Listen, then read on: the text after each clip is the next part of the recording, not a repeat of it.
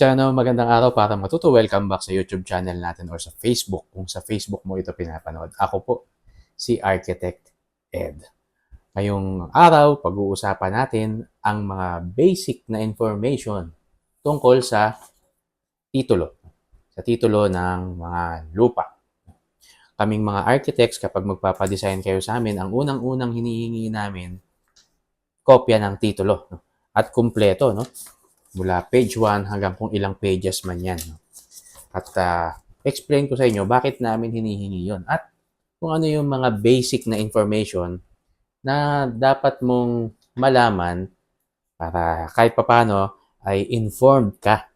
Kung yung hawak mong titulo ay okay ba yan, no? Malinis ba yan, original ba yan, at kung ano ang mga makikita mong information dito. So, check this out. Magandang araw para matuto. Welcome back sa YouTube channel natin or sa Facebook.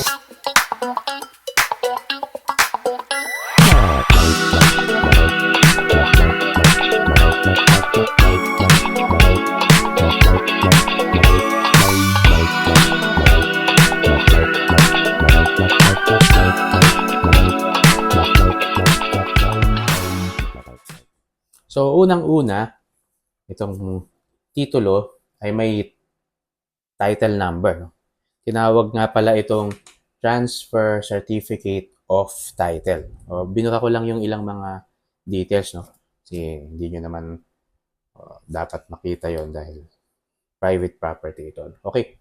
So, tinawag siyang Transfer Certificate of Title kasi itong titulo na ito, ibig sabihin to, na-transfer na sa iba't ibang may-ari. Pero dun sa baba, nandun naman yung OCT. Yung OCT, yun yung Original Certificate of Title. Yung pinakaunang papel na hawak nung unang na-register yung property. So ito, dahil nga ito ay nabili, tinatawag na siyang Transfer Certificate of Title or TCT. Sa Tagalog, ang tawag lang natin, titulo. Okay. So meron siyang title number. So para matiyak mo, isang paraan para matiyak mo na original yung hawak mong titulo, hindi siya peke, ay itong title number na ito. Gagawin mong reference yan para humingi ka ng kopya ng certified true copy. Pag sinabing certified true copy ng titulo, yun yung kopya ng gobyerno. Yan. Ipo-photocopy nila yon. Tapos, dapat, pagka nakakuha ka nun, pwede ka namang kumuha nun, no? Kasi ito lang yung kailangan. May bayad lang yon sa Registry of Deeds. No? So, nakasulat sa titulo kung saan nakarehistro itong property na ito. No? Dito, sa hawak kong titulo, ay nakarehistro siya sa Giginto, Bulacan. So, ngayon, yung property na yan, so, pwede ito dun sa kung ano yung Registry of Deeds na may hawak doon sa ano na yun, no? Sa Giginto, Bulacan, kung saan siya nakaregister. Parang ano to, ewan ko lang ha, baka sa May Kawayan to, hindi ko lang alam. Hindi ko sure.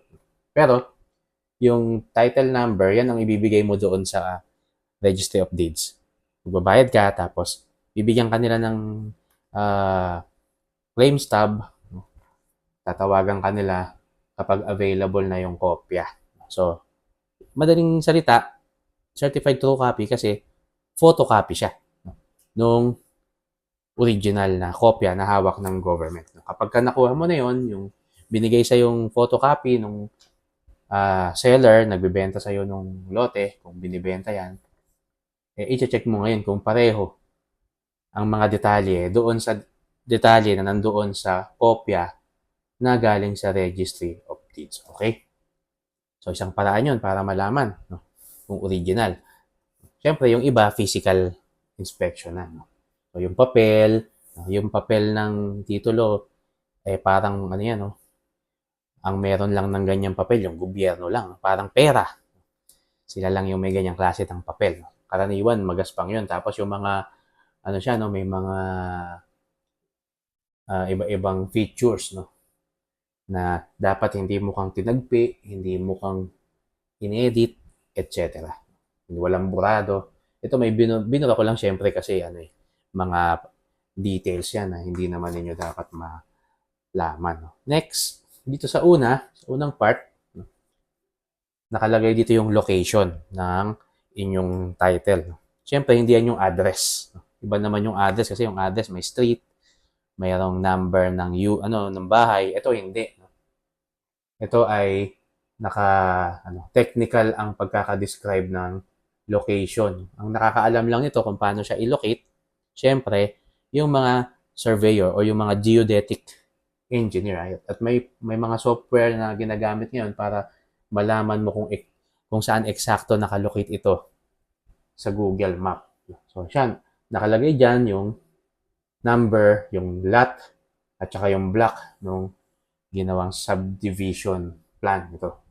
Okay, itong papel na to, itong titulo na to ay subdivision na. Subdivided na. Next, syempre, nakalagay yung owner. Kapag may asawa, automatic nakalagay yung pangalan ng asawa. Address nila, yung residential address, nakalagay din dyan. Then, yung mga iba pang mga details ng titulo, no? Kung kailan yung original na na-register siya. No? So, yung original registration niya ay nung 1918 pa. Uh-huh. Tapos, yung kanyang original certificate of title number, nakalagay din dyan, yung OCT number. Okay. So, may mga information din dito kung ano yung nangyari doon sa nakaraang titulo niya, no? Yung trace back, tinatawag nilang trace back. O yun nga, nakalagay nga, ito ay nakarehistro sa Meycauayan branch. So yung kopya nito ay nasa Meycauayan Registry of Deeds. Next, dito naman tayo susunod na page. Yan. Itong susunod na page ay technical description. So yung technical description, pinapakita dyan yung eksaktong itsura ng lote mo sa pamamagitan ng mga sukat at yung mga bearing. Pag sinabing bearing, ito yung pagkaka-angle ng mga boundaries niya. Nakalagay din dito yung reference, no? May reference siya na na kung makakabasa talaga nito ay geodetic engineer. Yung geodetic engineer or yung surveyor. So, yung Mark 1, yan yung, ibig sabihin, yung mula doon sa reference na pinagkuhanan ng survey, siya yung magko-connect doon sa pinakaunang muhon ng lote mo. So, yan yung ginagawang mark number 1. Tapos, yung point number 2, number 3, or kung ilan man yung muhon, hanggang sa ma-close yung property. So, kapag rectangular lang yung lote mo, 4 lang yung points or 4 na muhon. Yung muhon, yun yung concrete cylinder na nilalagay doon sa lupa bilang mark ng boundary ng iyong lote. Kaya kaming mga architects, hinihingi namin ito sa mga owner. Ang tawag dito nga ay technical descriptions. So, kahit hindi na ibigay sa amin ito, yung page 1, ang importante, itong technical descriptions. Pero, reminder lang, minsan nagsisimula yung technical descriptions dito sa page 1. Kaya mas maganda, bigay nyo na ng kumpleto sa architect ninyo, yung kopya. Hindi naman nanakawin ng architect mo yung lote na yan. Kasi, kopya lang naman yung hinihingi. Habol lang naman namin, technical descriptions. So, itong titulo na to ay matatawag nating clean title. Bakit? Wala siyang annotations or encumbrances. Kaya makikita natin yan dito sa page 3. Memorandum of encumbrances, wala. Malinis. Yan. Wala siyang encumbrances. Ibig sabihin kasi ng encumbrances, merong nagki-claim ng lote, meron pa siyang problema na hindi pa nababayaran, no? Meron pang utang, or iba pa, no? Ang makaka-interpret naman yan, yung iyong lawyer.